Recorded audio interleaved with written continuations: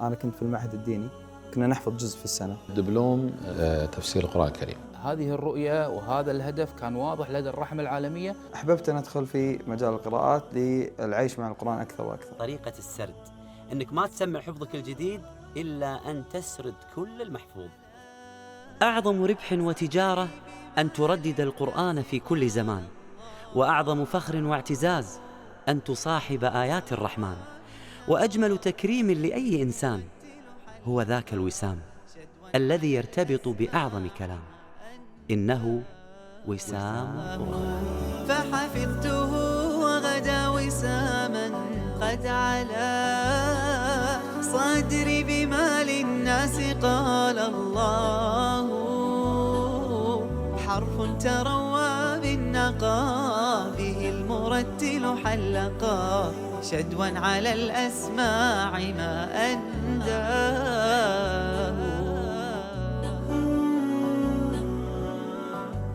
مركز قرآني واحد في أندونيسيا، هذا المركز أنا زرته بنفسي، يحفظ فيه القرآن أكثر من 2000 طالب يحفظون القرآن بنفس الوقت.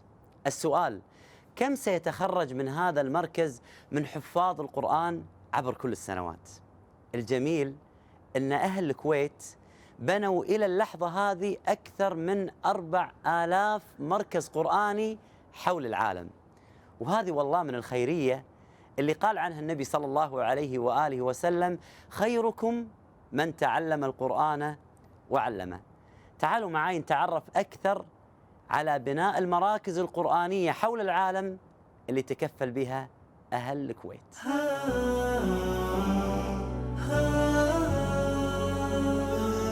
شيخ، في جمعية آيات تبارك الرحمن هناك مشروع كليات قرآنية في عدة دول. نريد أن نعرف عن هذا المشروع المبارك. أنا عندي قناعة أن التعليم هو يمكن أعظم رسالة ممكن أن يكون فيها إنقاذ الأمة وإصلاح لها، بل الله سبحانه وتعالى أول ما نزل اقرأ. نعم. فجاءت فكرة كليات القرآن الكريم أن نؤسس كليات في أفريقيا، بحيث لا تبقى دولة أفريقية إلا وفيها كلية. نعم. انطلق المشروع بكلية واحدة، وكان إقبال الناس على الفكرة مبهر حقيقة. أنا حتى أني يعني كنت متفاجئ من حماس الناس في دعم مثل هذا المشروع. لأن شيء مو بسيط، يعني كلية تتكلم عن كلية. نعم. أول مرة في الكويت. أي نعم. أي نعم. وصلنا تأسيس 7 كليات بناء احنا بانينها. نعم. طبعا احنا حرصنا انها تكون داخل جامعة موجودة قائمة، و3 كليات عملناها تابعة لجامعة، وأسسنا جامعتين. الله. جامعة الشيخ محمد سعيد الحسيني والد الشيخ حسن الحسيني، وجامعة الشيخ عبد الرحمن عبد الخالق الآن تحت التأسيس. تبارك الله. 6 جمعيات خيرية شاركونا. راح تكون في غينيا كوناكري. ما شاء الله تبارك الله. يعني الإجمالي الآن عدد كلياتكم تقريبا 12 كلية حتى الآن. 12 كلية حتى. تبارك الله. في عدد معين من يستفيد من الكلية الواحدة؟ المتوسط الكلية الواحدة اللي نستفيد منها 300 إلى 400 طالب الكلية الواحدة. ما شاء الله تبارك الله. إن شاء الله، يعني هذا النية. من الأشياء المهمة خاصة في الدول الإسلامية والدول الأقليات المسلمة أنك توفر جو مناسب لحفظ القرآن الكريم، لتعلم العقيدة السليمة، لتعلم اللغة العربية.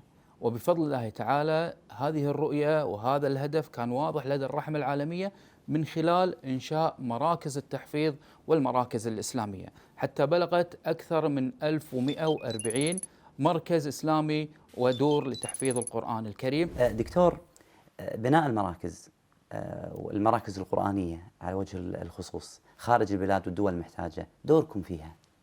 العون الباشر خلال مسيرتها بنت قرابة 560 مدرسة قرآنية، مع محاولة توفير محفظين قرآن. إن لم يكن هناك في محفظين قرآن في المنطقة فهي توفر محفظ القرآن. بالنسبة للمراكز التي تتخصص في تحفيظ القرآن الكريم، هناك عدة مراكز عديدة في أنحاء العالم الإسلامي منتها جمعية إحياء التراث الإسلامي.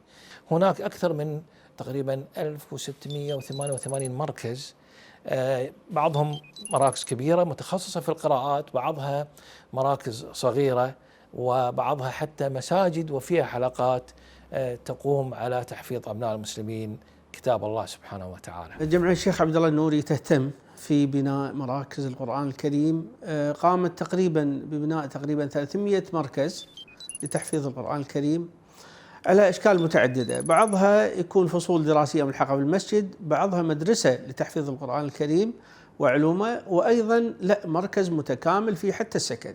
اهتمت النجاة الخيرية ببناء المراكز القرآنية وكذلك حلقات لتحفيظ القرآن، الفصول القرآنية الصغيرة في أكثر من 30 دولة بفضل الله عز وجل. شيدت النجاة الخيرية هذه المراكز لما لها من أثر بالغ على الحافظ، والحمد لله رب العالمين من 2013 إلى 2021 النجاة الخيرية شيدت أكثر من 2300 مركز قرآني وكذلك حلقات لتحفيظ القرآن الكريم. مشروعنا اللي هو مبادرة الدينارين، فكرتها باختصار إن إحنا شفنا الفئة الشبابية من المجتمع شلون إحنا نقدر نجذبهم ونشجعهم إن هم يشتغلون معنا في العمل الخيري الإبداعي في مجال التعليم. هي عبارة عن استقطاع دينارين من إعانة الطلابية اللي تجي لهم اللي هي المكافأة الطلابية، بحيث إن هذه الدينارين شلون تخدم مختلف الدول المحتاجة في قطاع التعليم. احنا في مبادرة دينارين قاعدين نخدم القرآن في عدة مواضع. في المبادرة الحمد لله غطينا 17 مشروع تعليمي من خلاله نخدم القرآن في 11 دولة. استفاد من هذه المشاريع أكثر من 7000 مستفيد. خدمتنا للقرآن الكريم في مبادرة دينارين تعدت المشاريع، فأيضا في رحلاتنا اللي ناخذها التفقدية للمشاريع كانت تخدم القرآن الكريم في البرامج التدريبية اللي نقوم فيها أو في الطرق اللي احنا ناخذها إلى أن نوصل إلى المشروع. أحيا قلوبا في ربى آياته ويضيء ثغر الكون من مشكاته فأضمه ويضمني. احنا نجد دكتور الآن حرص الكويت في الكويت، نعم الآن في الوقت الحالي وخارج الكويت، يعني يساعدون من يحتاج إلى حفظ القرآن حتى في الدول الفقيرة. هل هذا من السابق كان؟ احنا في مركز الكويت توثيق العمل الإنساني فنار نحاول نوثق تاريخ الكويت عبر 400 سنة. نعم. سواء جهودهم داخل الكويت أو خارج الكويت. نعم. وجدنا دور قرآن تأسست قديما. نعم. وجدنا مدارس تأسست قديما. نعم. وجدنا مساجد تأسست قديما. نعم. وين؟ أهل الكويت أهل تجارة. نعم. يسافرون إلى بومبي وكاليكوتا وإلى كراتشي، إلى ساحل عمان. نعم. إلى الخليج، إلى أفريقيا، إلى نعم. سيلان، يأتون بالبضائع، وإذا حطوا رحالهم هناك تجد لهم بصمات مساجد إلى الآن موجودة. الله. في مثلا في منباسة المسلم بنى مسجد في الثلاثينيات. الله. وأتى الدكتور عبد الرحمن السميط رحمة الله عليه زاره. نعم. ووجد المسجد عبارة عن دورين. الله. سرداب وأرضي. الله أكبر. فخصص هذا السرداب لوضع أيتام لرعايتهم. هذا التخصص اللي في جمعية آيات أنها متخصصة في القرآن، أنا أعتقد هذا ما ساعد أن الله سبحانه وتعالى بارك. هناك جمعيات لها تخصص في القرآن وغير القرآن. صحيح. ولكن جمعية آيات تخصصت في كتاب الله سبحانه وتعالى. صحيح. لذلك نرى ما شاء الله تحقيق هذه الإنجازات. أسأل الله سبحانه وتعالى أن يبارك فيكم دكتور. دكتور تميزتوا في جمعية آيات أيضا بتدبر القرآن وفهم القرآن، لذلك عندكم مشروع بداية المفسر. صحيح. ايش هو احنا طبعا مشروع بداية المفسر مشروع فكرته دبلوم علمي متخصص لبداية تفسير القرآن الكريم. واحنا ايضا قلنا بداية المفسر حتى لا يغتر الطالب ويظن انه بلغ نعم. لا، نقول احنا انت في البداية. نعم. مدته سنة يقرأ الطالب فيه 12 كتابا تبارك في 4 علوم: علم التدبر، علوم القرآن، أصول التفسير، التفسير. نعم. ميزة المشروع أول شيء إنه أونلاين، ويرسل الورد اليومي مكتوبا ومقروءا. ما شاء الله. بحيث إنه لو ما استطاع يقرأ نقول اسمع. نعم. لذلك شاركوا معنا كثير حتى من الأخوات ربات البيوت وأمهات يقولون لنا نحن نسمع الورد ونحن نطبخ. الله. الله. نعم. في المطبخ حط السماعة وشغال. لو خليته فقط مكتوب شيخ كان أكثر اعتذروا يعني. بالضبط. نعم. بالضبط. وتجد بعضهم يعني يقول ما عندي وقت أقرأ. صح. نقول احنا اسمع في السيارة. نعم. اسمع وانت رايح وانت نعم. ماشي. يقرأ في كل تقريبا علم من 3 إلى 4 كتب وينتهون في سنة واحدة. ما شاء الله. واحنا نبشرك الآن في الدفعة الخامسة. ما شاء الله. وسجل معنا في هذه الدفعة 5000 طالب وطالبة من تقريبا 28 دولة. فمن فضل الله يعني مجموع اللي شاركوا حتى الآن، أنا قلت لك الدفعة الأخيرة 5، يعني من بدأ إلى الآن تجاوزنا 10,000 طالب اللي شاركوا من فضل الله. تبارك الله. يعني أكثر من طلاب كلية الشريعة. ما شاء الله ما شاء الله تبارك الله. دكتور، نبي أجمل قصة حصلت لكم مع أحد المتبرعين. والله القصص كثيرة، لكن يعني أجمل قصة أن المتبرع ما هو من منطقتنا، مو من الكويت، مو من الكويت ولا من الخليج ولا من منطقة غنية ولا هو غني. القصة الجميلة متبرع مو غني ولا صحيح. لأن القصة اللي حصلت هي حصلت في أحد الخلاوي القرآنية اللي زرناها في فترة من الفترات، وكان الشيخ يعني يتكلم بحرقة، يقول أنا ما قدمت شيء للدين، ودي أقدم شيء، ودي أقدم وقف. فقال الوالد رحمة الله عليه إن الوقف انك انت موقف نفسك الان للقران الكريم، مو شرط فلوس يعني. اي مو شرط فلوس ولا الشيء هذا.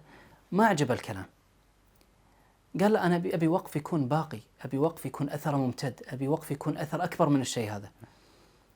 فقال اطرت علي فكره، نويت اني اوقف 15,000 قلم لكتابه القران الكريم. الله. طبعا لما نقول 15,000 قلم شنو يعني قلم؟ القلم هو عباره عن عود من شجره يقطعونه ويبرونه ويخلونه وقف للحفاظ انهم يكتبون يخطون القرآن من خلاله.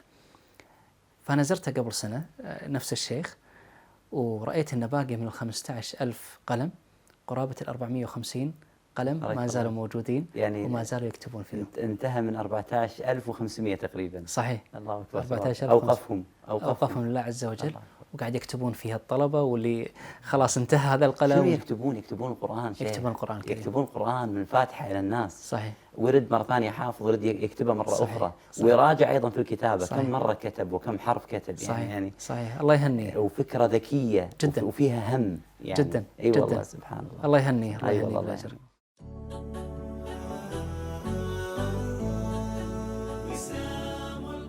أبشركم كل متابعيني ومتابعين برنامج وسام القرآن، كل المشاريع القرآنية اللي شفتوها من كفالة حفاظ، طباعة مصاحف، بناء مراكز قرآنية، اليوم بإذن الله أنتوا راح تقدرون تشاركون فيها ويكون لكم دور فيها في مشروع وسام القرآن بالتعاون مع جمعية آيات. هذا المشروع بإذن الله راح أشرف عليه بنفسي بدعم كل ما يخدم القرآن الكريم.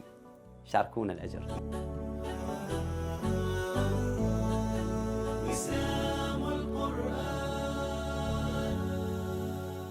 ضيفنا اليوم شاب كويتي متميز. في رحلته الجامعية إلى دولة الإمارات العربية المتحدة التقى هناك مع شيخ باكستاني متقن وله طريقة جميلة جدا في حفظ القرآن، وهي طريقة السرد، أنك ما تسمع حفظك الجديد إلا أن تسرد كل المحفوظ. وهذا ما حصل مع الشيخ محمد حمد العلي اللي له قصة جميلة في حفظ القرآن. الله نور السماوات والأرض، مثل نوره كمشكاة فيها مصباح، المصباح في زجاجة، الزجاجة كأنها كوكب دري توقد من شجرة مباركة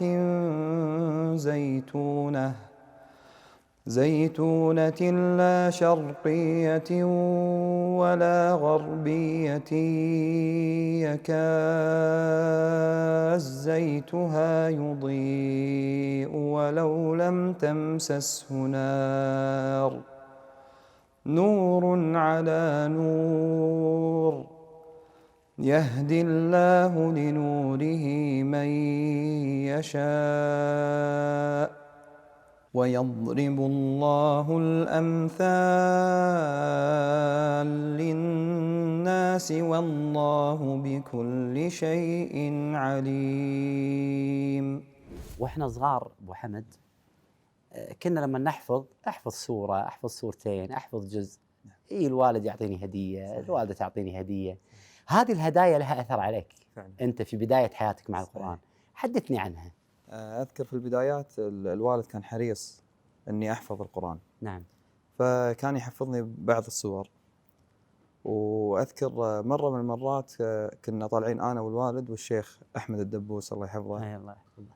فالشيخ احمد الدبوس قال لي محمد ايش تحفظ من القران؟ فكنت حافظ سوره الفجر. نعم. وكانت اطول سوره حافظها. نعم، اللي في جزء عامه. في جزء يعني. عامه اي نعم. كم عمرك كان هني؟ كنت يمكن ثانيه روضه اولى ابتدائي. اي نعم. فقال لي حافظ الفجر؟ قلت له اي حافظ الفجر. قال لي سمع. سمعت له سوره الفجر كان يعطيني 20 دينار. اي نعم. سبحان الله كان لها اثر يعني في ذاك 20 نعم. دينار وانا بهالعمر. نعم. ومرة يحفظك 20 دينار. اي والله. وكان الدافع اني احفظ جزء عامه. نعم. واتممت جزء عامه ودخلت مسابقه وجبت فيها مركز. ما شاء الله. اي والله كنت بأولى ابتدائي وقتها. نعم ما شاء الله. وجزاه الله خير الوالد يعني تحفيزا لي ويعني اهداني هديه في ذاك الوقت يعني كانت قيمه بالنسبه لي وما زال لها الاثر. كان في ذاك الوقت تو نازل بلاي ستيشن 1 وكنت اول واحد في العائله يمكن يشتري البلاي ستيشن هذا. فيعني كانت الهديه في ذاك الوقت شيء كبير يعني. انت ختمتك مختلفه ابو حمد، انت ختمت القران اخر ما قرات من القران حفظا في الروضه الشريفه. نعم. في مسجد الحبيب محمد عليه الصلاه والسلام بقرب النبي عليه الصلاه والسلام. حدثنا عن هذه اللحظات شيخ. نعم. يعني في البدايه انا كان حفظي متفرغ للقران. انا كنت في المعهد الديني كنا نحفظ جزء في السنه. نعم. وهم كنت احفظ مع حلقات الوزاره. نعم. ورحت المدينه وحفظت لكن الحفظ المتفرغ والكميات يعني اللي كانت كثيره علي كان الحفظ احس انه يتفلت بسرعه. لان الله عز وجل اكرمني بواحد من الشباب او يعني ان شاء الله تكون ميزانه اخونا يوسف الطويل الله يحفظه. الشيخ يوسف هو امام في وزاره الاوقاف. جاب فكره من الامارات، هو كان طالب في الامارات وجاب فكره من الشيخ خليل. هي طريقه الشيخ خليل الله يحفظه واللي مشى عليه هو نفسه اثناء حفظه انه كان ما يبدا بجديد حتى يراجع القديم. وبهذه الطريقه بعد ما يوصل الى 30 جزء يسرد القرآن الكريم كاملا في يوم واحد. فبهذه الطريقة يعتبر الحافظ حافظا. جاب الفكرة ومشيت فيها وانتهيت من سورة البقرة وآل عمران بهذه الطريقة ووجدت الأثر إني أسرد البقرة وآل عمران يعني في جلسة واحدة. في جلسة يعني. نعم. هذا كان شيء نعم. كان شيء جديد علي. سبحان الله رحت درست في الإمارات وكنت في حلقة الشيخ خليل. كان هو جزاه الله خير شيخ ضابط ومتقن وكان حريص على مسألة الضبط والإتقان. فكانت المراجعة والإتقان مع الشيخ خليل الله يحفظه ويبارك فيه إلى أن رحنا المدينة. شلون صارت رحلة المدينة هذه؟ رحلة المدينة كنت رايح مع مركز تاج الوالدين. نعم. للمدينة وكنت مشرف. نعم. كان أروح حق أخوي سالم شوية أبو فهد. نعم. الشيخ سالم قلت له امشي معي الروضة. نعم. فرحنا الروضة قال لي خير. قلت له بيختم. كنت مبلش خلال 24 ساعة. نعم. كنت مبلش من الفاتحة دشيت مع الروضة وقرأنا المعوذتين. تبارك الله. نعم. ختمت في يوم واحد. ختمت في يوم واحد في الروضة. الحمد لله. تبارك الله. الله يعني هذه الطريقة الشيخ خليل قال يعني سردت القرآن كامل في 24 ساعة. الحمد لله. صلى الله عز وجل يتقبل مني. الشخصيات الطيبة اللي أنا قابلتهم في حياتي بيتميز بالطيبة والأخلاق الحميدة والأخلاق العالية والتعامل الطيب مع الآخرين. يعني لمست فيه هذا الأمر من أول مرة رأيته فيها لأنه أنا تعرفت عليه في مركز الإمام أبو عمرو الداني. يعني أنا محفظ في مركز الإمام أبو عمرو الداني وهو من القائمين على إدارة هذا المركز. شيخ محمد أنت حفظت القرآن وغالبا اللي يحفظون القرآن أبو حمد يقول أنا خلاص انتهيت يعني اللهم لك الحمد ختمت القرآن وهذا هدف وطموح. هذا شيء جميل اللهم لك الحمد. يسجد الإنسان يقبل رأس شيخه رأس والده وينتهي من كل شيء. أنت ما توقفت. أنت خلصت وأتقنت وسردت القرآن واستمريت في رحلة القرآن. ليش هذا الشيء؟ في البداية يعني الواحد ما يعرف قيمة الشيء إلا إذا جربه. نعم. وللأمانة يوم دشيت في على قولتهم في مضمار القرآن مع أهل القرآن والتنافس معاهم. نعم. يعني مساعدة بعضنا البعض. المنافسة اللي نعم. بيننا وجدت نعم. لذة يعني الصراحة. فوجدت في علم القراءات من اللذائذ ما لم أجده في غير هذا العلم. علم القراءات لا يدرس فيه الطالب المعنى الإجمالي للآيات وإنما يتعلم فيه معاني الكلمة الواحدة. فيدرس فيه أوجه هذه الكلمة وتحريرات هذه الكلمة ومعاني هذه الكلمة. ففي القراءات تتضح الصورة وتصبح متكاملة عند قارئي القرآن. وين وصلت بالقراءات؟ الحمد لله أتممت القراءات العشر تبارك الله متواترة من طريق الشاطبية والدر. تبارك. ايش كثر أخذت معك تقريبا شيخ؟ والله شيخنا أخذت أكثر من 2 سنين. نعم. لأن القراءات غير قراءة القرآن، طالب القراءة يحتاج يحفظ متن الشاطبية. نعم. والدرة كذلك ومتمكن في حفظ المتون الشاطبية والدرة، خصوصا لما يكون بيقرأ ويطلب منه يستشهد بشيء معين من الشاطبية أو الدرة. الحمد لله الله أكرمني بأن قرأت على ثلة من المشايخ فجزاهم الله عني خيرا، ولعل لسان يعني الحال كقول أبي الطيب يفنى الكلام ولا يحيط بفضلكم، أي يحيط ما يفنى بما لا ينفد، ففضل القرآن لا ينفد في الدنيا والآخرة. أذكر من مشايخي الشيخ الدكتور محمد فلاح مندكار، وأذكر كذلك الشيخ المقرئ محمد حسام سبسبي، وأذكر الشيخ المقرئة ثريا محمد إسماعيل ملا علي، وأذكر كذلك الشيخ الدكتور منتصر عبد الغني، وأذكر كذلك الشيخ عمرو السيد حفظهم الله جميعا، ولا أنسى الشيخ محمد حسن النجار. ايش ردة فعلك أنت ووالدك ووالدتك لما اليوم الوالد يقول ترى أنا عندي ولد عند القراءات كلها يقرأ القرآن بالقراءات العشر، الوالدة تقول أنا عندي ولد يقرأ القراءات بالقراءات العشر، أمر مو بسيط. صحيح. شنو ردة فعلهم شيخ؟ الأمانة يعني هذه نعمة الله عز وجل أنعم الله بها علي، صلى الله عز وجل أن أكون يعني على قدر شكرها. آمين. وأن يتقبل مني هذا. آمين. الوالد جزاه الله خير يعني ما زال يشجع ولا توقف وكمل القراءات العشر الكبرى. نعم. من طريق الطيبة. أسمع المداخلة وبتعليقك عليها أبو حمد. السلام عليكم. بداية أنا سعيد أني أشارككم في برنامجكم هذا. أدخل في برامج كثيرة كمداخلات، لكن اليوم يعني الوضع مختلف. يعني أنت اليوم تبي تدخل تتكلم عن أمر متعلق فيك أو أمر متعلق في ابنك، يعني كل أمر جدا صعب عليك.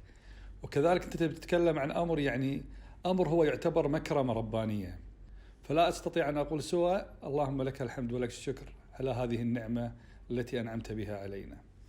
أما بالنسبة لمحمد ولدي الله يحفظه ويبارك فيه ومسيرته في حفظ القرآن، محمد ترى من صغره يعني الله يحفظه يعني هو حريص على يعني حفظه للقرآن. يعني محمد يمكن كثير من الأولاد يعني أولياء الأمور يتعبون معاهم، يتعب معاه لما بيروح مع الحلقة يوصي يا يبا احفظ، لكن محمد غير سبحان الله.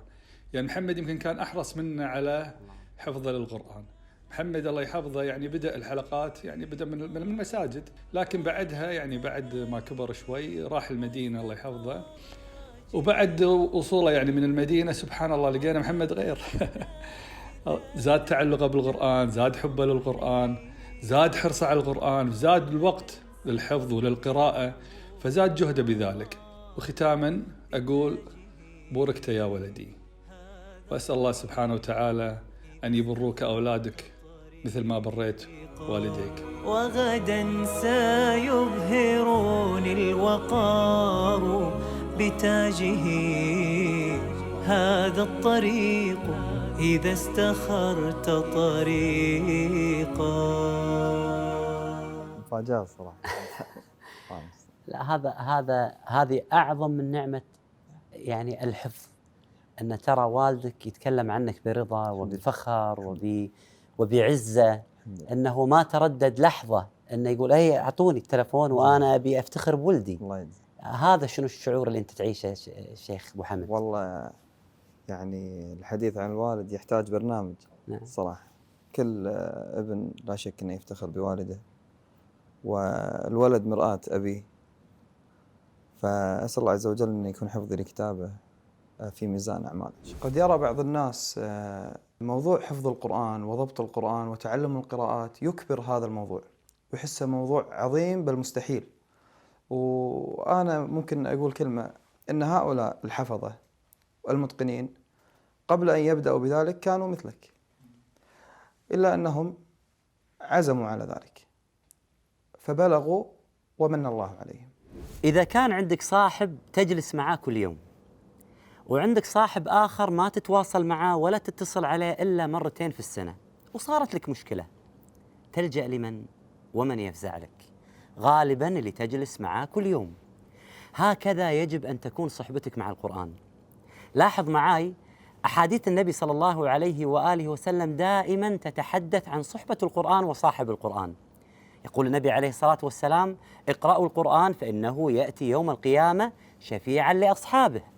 ويقول النبي صلى الله عليه وآله وسلم: يقال لصاحب القرآن اقرأ وارتق. فأنا أنصح نفسي وأنصحكم بمصاحبة القرآن حفظا وتلاوة وتدبرا حتى يفزع لك يوم القيامة.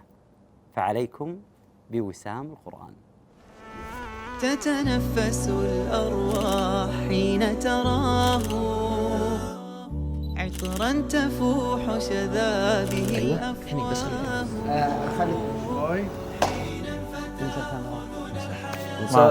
نسولف محمد.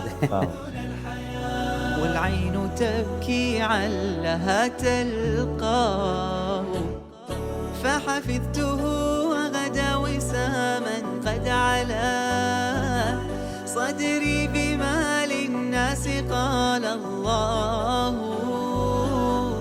حرف تروى بالنقى به المرتل حلقا شدوا على الأسماع ما أنداه فحفظته وغدا وساما قد علا صدري بما للناس قال الله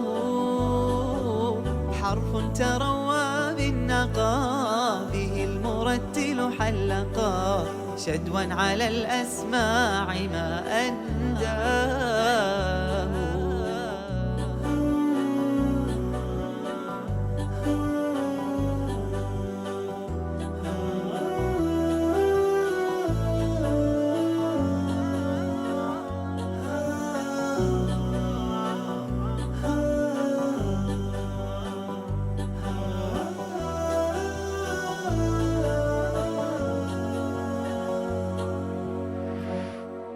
أحيا قلوبا في ربى آياته